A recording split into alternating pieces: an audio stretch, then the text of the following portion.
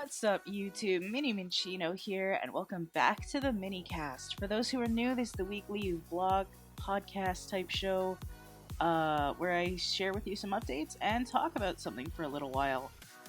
As you can hear, I'm a little bit sick, and what I was planning on doing for this week was having 2 more live streams before making the move to Twitch and stuff like that. I think I'm gonna have to delay that so that I can make sure that I feel better and stuff, because my voice hates me and my throat hurts and I'm all stuffed up and it sucks. So yeah, thankfully today, Gamenbotch actually gave me permission to use some clips from one of his VODs for today's Minnycast. So it's basically a bunch of collection, Yep. It's basically a collection of stories from back when me, Gamenbotch, Targe Bunny, and Senseless MK were all going to the same school. And there's a lot of stuff going on. I've also censored names just for the sake of this video and stuff, so I'll try to put like a sound effect instead of just having those particular bits muted, because it's a little bit awkward. But we'll see what happens. But yeah, I'm gonna let you guys go so you guys can watch that. I won't be around for the outro because this is already hurting my throat too much. So, I'm gonna say right now, thanks for watching. I hope you enjoy it. And, please feel free to check out anything else I have on this channel when you're done. And, be sure to join the Minchino clan on Discord if you haven't already. And as always, leave your thoughts in the comments down below. But I'll let you go. Enjoy the video, y'all. Great learning point. Always retweet and support streamers you enjoy. It really helps. It really do. It's so and it only helps you in the long run too, because like people like that you retweet them and that you like them. It's just like a mutually beneficial arrangement, you know, like reciprocation and shit. Reciprocal nature. It's a good time. Reciprocal cyclical. Cyclically reciprocal. Reciprocal. You know what? Oh, I didn't mean to do that again. These are people I never really thought I'd ever end up speaking to again, and like lo and behold, it ended up happening, and I'm like, yes! It's so true. That's what happens when you grow up, though. You know, you realize who you are, and I don't know. It's just sometimes people just like each other better. Well, it's like I never thought it would really happen because I lost contact with everybody, and I'm like, man, it would be neat. But I'm like, I mean, I don't know who to talk to get that contact anymore. Because, like, everyone I would have talked to was like, I don't know what these people are doing. Oh, I'm like, oh, okay, well, that sucks. And, like, it's so... Besides between you and Botch and Senseless, like, the rest of us really did hang out until past elementary school. Yeah. Yeah. Which is hilarious. Like, our whole high school experience, where, like, we were sort of in separate groups. Yeah, we kind of ended up separating ourselves. I can't do this. No, like I don't know, like even after high school, I lost touch with everybody. I didn't contact anybody, you know, and that was like kind of on my own, of my own volition. Like I kind of wanted nothing to do with that school for a really long time, and I mean I still don't, but like, you know, the people aren't that school. Yeah, no. Like I tried it even. I think a lot of us did. Miss gave me a chance to sub while literally after graduate. Like I got to go in for a couple months in sub Spanish class. That was fun. It was. Oh yeah, you were there. You were in my grade 12. Yeah, because that was 3rd year Spanish. Yeah. You were literally my teacher for a little while. That's right. I totally forgot about that. That would have been so weird. It was. There was like there was only 2 people in that class. It was you and. Hey, hello. Yeah. And like we're gonna go adult. We did like half our assignments together because like. Yeah. She had a little bit of trouble with it, so I always helped her out. Yeah, school and they weren't. Like, it was great. She even admitted to me. She even admitted.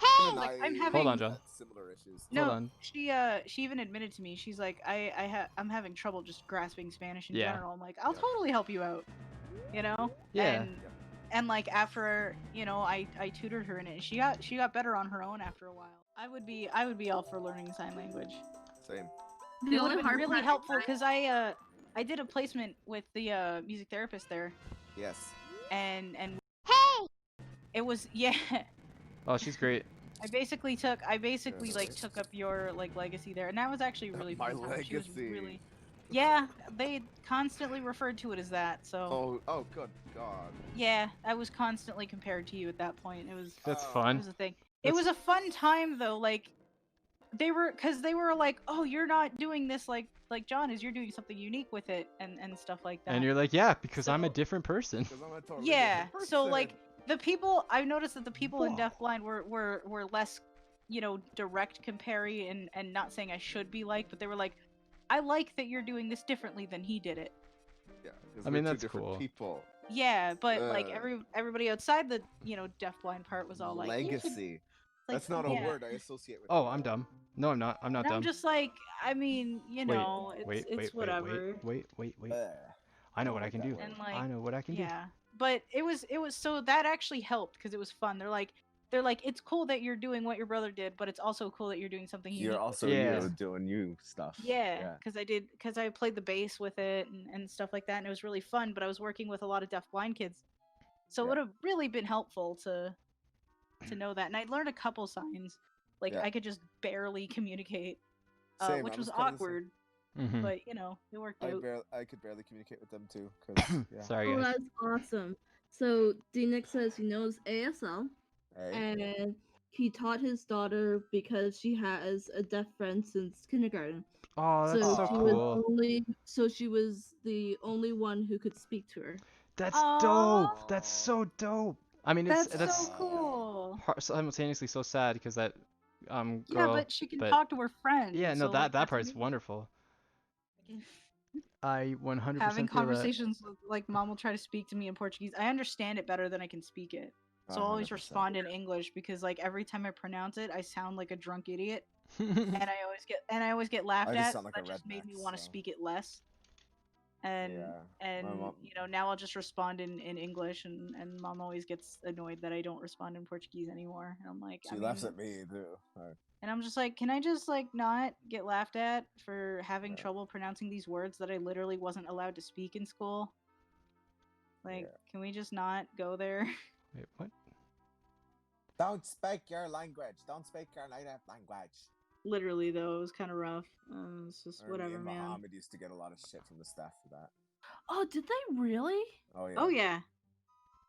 I don't remember that at all. Yeah. Oh yeah, they did it kind of behind. They made sure nobody was around to see that stuff, but they did it. That's terrible. They targeted people. They targeted people, isolated them, and then gave them crap for speaking their language. If you were an ethnic minority, or even like from a country that didn't speak English it was as awful. the It was rough, language. man. That's gross. So gross. Yeah, it was really bad. And then they'd be like, "Oh, we're not like racist or whatever," and we're not racist or That's let's not even talk about that one time they stopped people from doing that so that they could transcribe their phone calls. What? Yeah. They were transcribing. They legit did that. That's nuts. They were afraid. Yeah. They were afraid that we were talking crap behind their back. And I'm like, I mean, maybe if you didn't do anything that warranted it, then that wouldn't happen.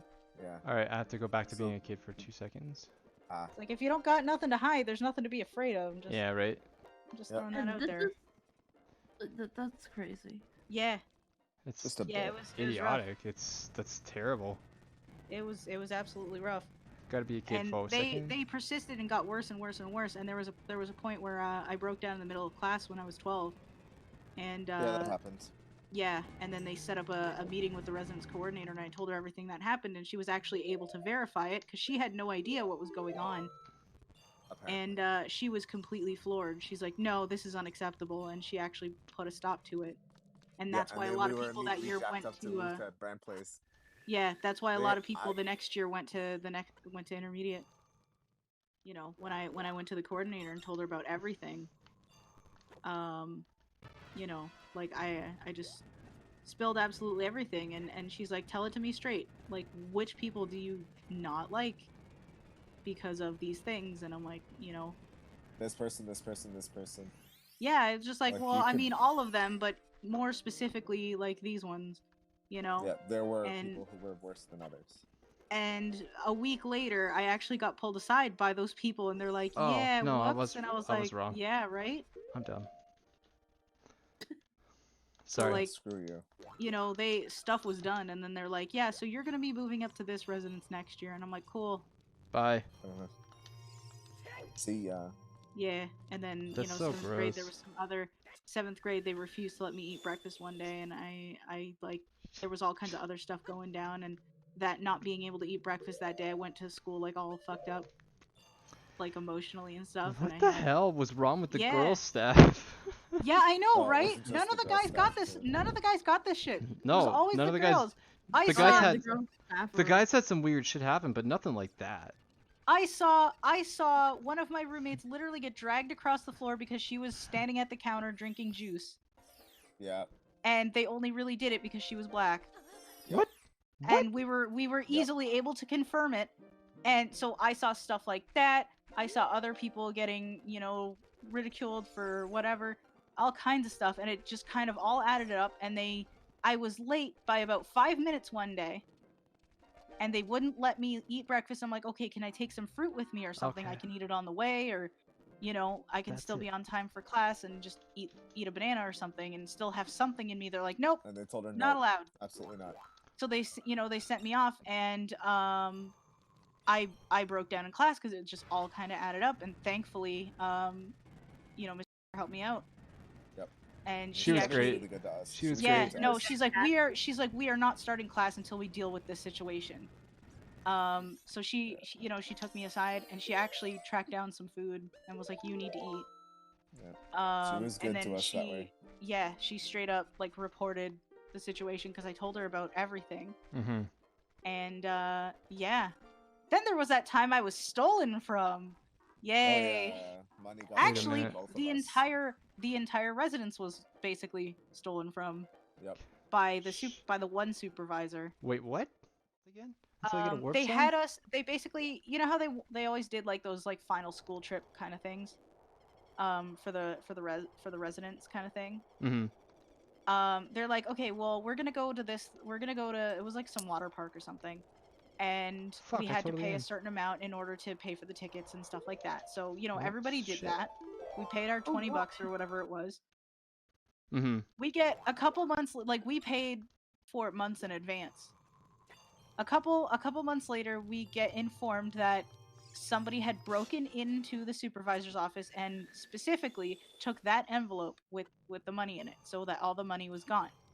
And also conveniently somehow took the permission slips. So there was not enough time to send out permission slips for families to sign and stuff like that, so we could no longer go out of town because there was no permission slips to hand in. And I'm like, one, why weren't they handed in ahead of time? And I mean, two, backups, hello. Well, why wouldn't you be refunded that money then? They told us that we would be. It would just take a while. Yeah. Take a while to... and that we'd be going bowling in town instead. Nobody got their money back except for me because I fought for it and constantly bugged the supervisor for it. Found out that she had the money all along and refused to return it. And on the day of the trip, like I had gone and basically constantly bugged her day after day. Every day she was there, she hated me after that. And she was like, well, fine, if I give you that, like, the only reason, like, they're like, we're refunding the money so that we can pay for snacks when everybody's at the bowling alley. And I'm like, so you're not even gonna give it back? You're just gonna force them to buy snacks they don't want? I want my money back. And she's like, well, fine, you can have it, but if you lose it, it's on you. And I'm like, yeah, that's what I want. That's my responsibility. If that's all it is, and it's not required to give to you, then I want it back. And I still didn't get it back until the day of the trip. The other supervisor came up to me and asked me if it had been returned to me, and I was like, nope. So she goes into the other supervisor's purse and finds a clipping with my name on it. And we found out that, she was still refusing to return it to me. So the other supervisor just took it straight out of her purse and was like, here, man, you should have been given this back a long time ago. That's messed up. Yep. And then I found out a couple weeks later, that one supervisor that stole from me came up to me and is like, guess what? You're moving to senior next year. Great. Okay, bye. I was like, cool. The guys could get away with so much more shit than the girls could. Very true. And they were we like, did. well, you have to act like ladies and stuff. And it's like, okay, great. I mean, I understand having decent manners and shit, fine. But, like, let us pursue our own interests and stuff. Like, Oh, they were very like, much so. Like they had this crazy idea of girly girlness that had to be like. I noticed that too. It was. Yes, yeah. we all noticed like, do you remember Junior when like the girls had to do gymnastics, the boys could go do wrestling? Yeah. Like, Yeah. like there was no like if ands. I actually had to fight them for them to let me do wrestling, and I did wrestling. Yeah. I did it for 4 years there. Yep. Oh yeah, well I did wrestling like once I got to intermediate and high school and stuff. But No, I I remember did it in junior. I had to fight, but I did it in junior. Yeah, I remember asking one year and just being like, "Are we allowed to do wrestling?" And they're like, "No, the girls do gymnastics." That's stupid. That's so dumb. Girls aren't allowed to do wrestling. That's a boys' sport. I was like, what kind of bullshit just came out of your mouth? I straight up had to fight them to do it, and I realized it wasn't for me in the end. But I did it for 4 years. I went through the training. I got junior gold. Nice. Yeah, we both got junior gold. You know, like I did 2 years of junior gold actually. Realized it wasn't for me. Vice principal at the time, champion. He like. Oh, he is the best. He was so encouraging. I wish I saw him at Ways to Work when I was there last November, but I didn't get to say hello or anything. He was there with. Hey. Oh, bro. Oh, he's dope. He was dope. You know how awesome he is? So like his daughter's the gym teacher now. Yeah, I know. Oh, no way. Wow. And she's pretty cool too. Actually. She's great. Yeah, she's wonderful. She was my first guide runner at Run for Light. Oh no way. Yeah, wow. she's so great. That whole family is just wonderful people. Yeah. Oh yeah, for sure. Like he was one of the first people I met coming to that school. Yep. Same. Like this is how like invested in his students, like especially the wrestlers, but his students he was.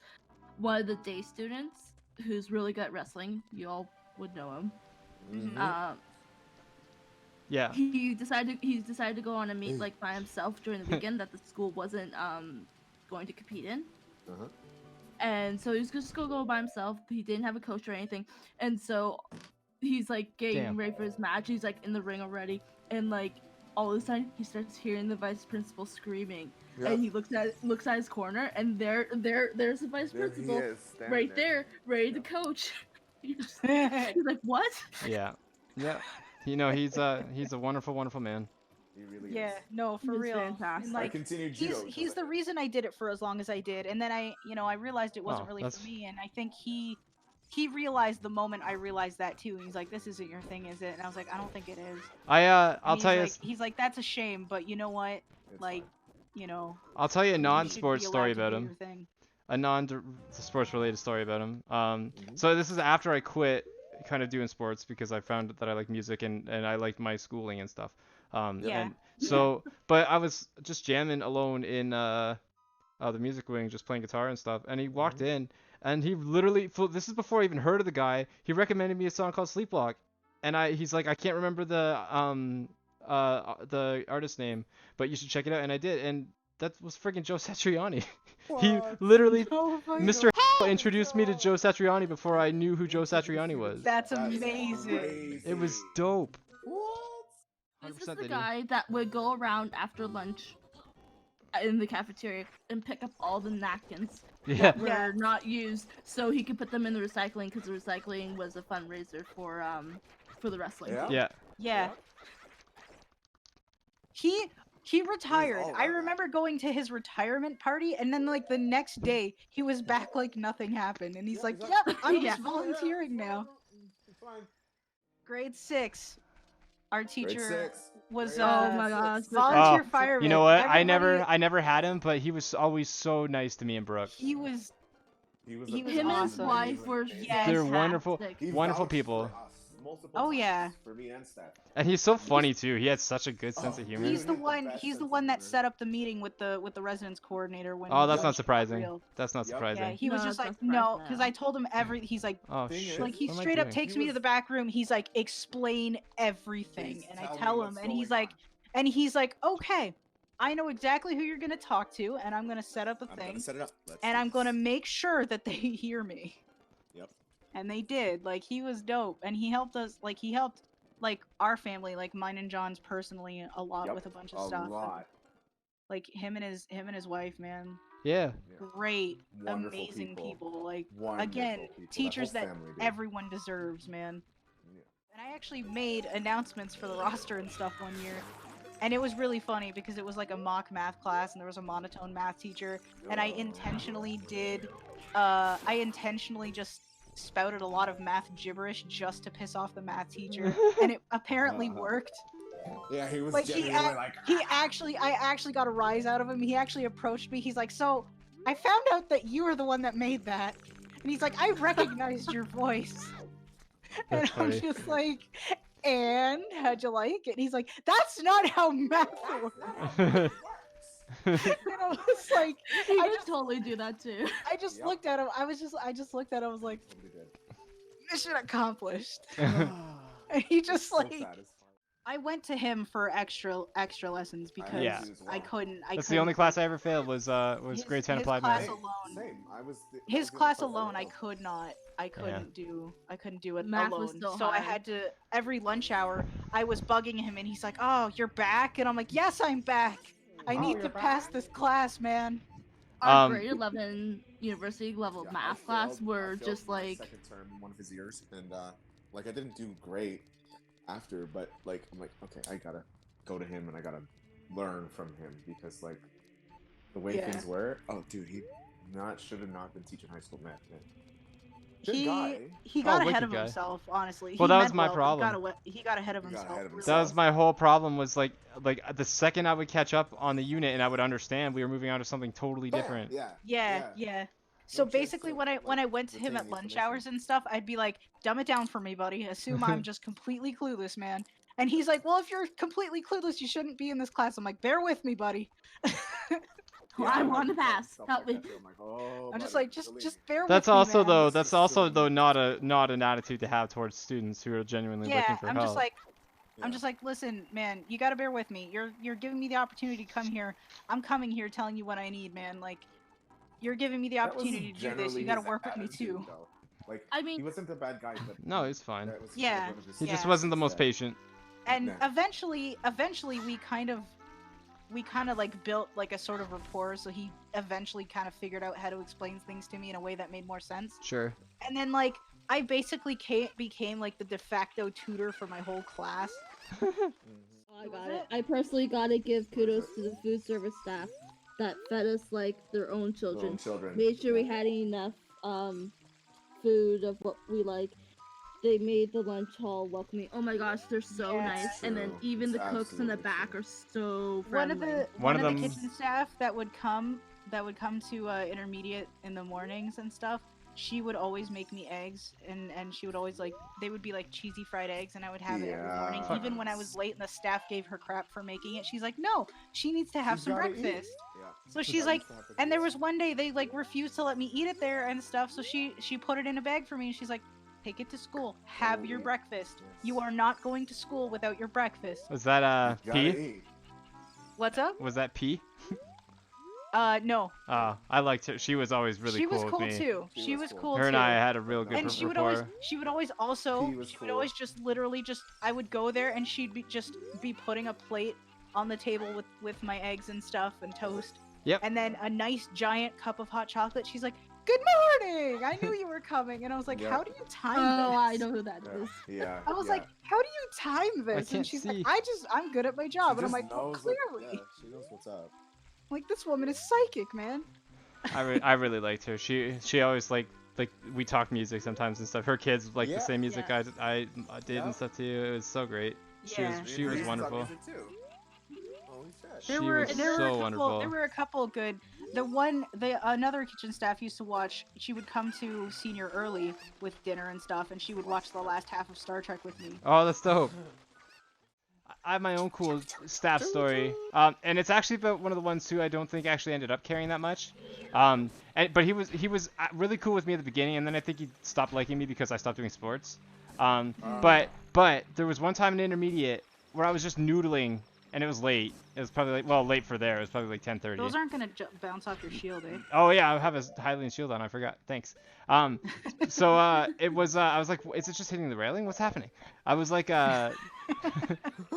Gotti, I was noodling, and actually I think it was like 11:30, and he's like, he came to the door, and I was like, oh, I'm in shit, aren't I? And he came to the door. He's like, come out for a second, and he took me to the staff room. It was Mr. Mannon. Yeah. He took me to the staff room, and he literally showed me Eruption. And I was like, this is the best thing I've ever heard in my life. And he's like, you should make something like this someday. I was like, okay, I will. Well, He appreciated rock and roll. Dude. Hey!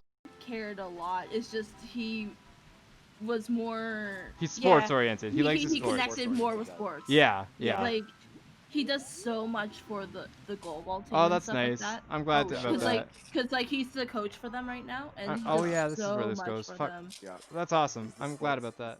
We tried to do remember that time we were gonna do Sympathy for a Devil and then it got shut down? Oh, because it talked about devil. You know what though, Jordell was so glad that got shut down because he hated doing the woot woos. Yeah. He hated it. I was upset though, cause like. Oh, it would have been fun. I was excited. I wasn't. I wish I could have been part of that. Song. I was rocking out. At least we still did Good Times, Bad Times. Yeah. Good times, bad times. You know I cannot play that bass line anymore to save my life, but I fucking rocked it. It's a good bass line. John Paul Jones, baby. John Paul Jones, baby.